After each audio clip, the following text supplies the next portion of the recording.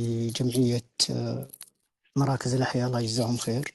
وكثير من الجمعيات قاعدين يقومون بدور كبير، حتى منصة إحسان أيضا موجودة فيها الموضوع هذا، اللي هو توزيع زكاة الفطر في وقتها الشرعي.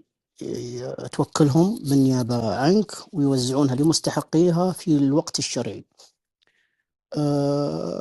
إذا كنت أنت، طبعا إذا عندك أحد تعرفه هو أولى وأقرب. لكن إذا أنت تقول والله ودي أعطيها جمعية تقوم بالدور هذا عني، وكلهم طبعا في جمعية مراكز الأحياء، الله يجزاهم خير. الشخص ب22 ريال، وأنا رفعت الرابط فوق. تقدر توكلهم وتطلع من ذمتك لذمتهم. هم طبعا يوزعونها على مستحقيها في مكة المكرمة.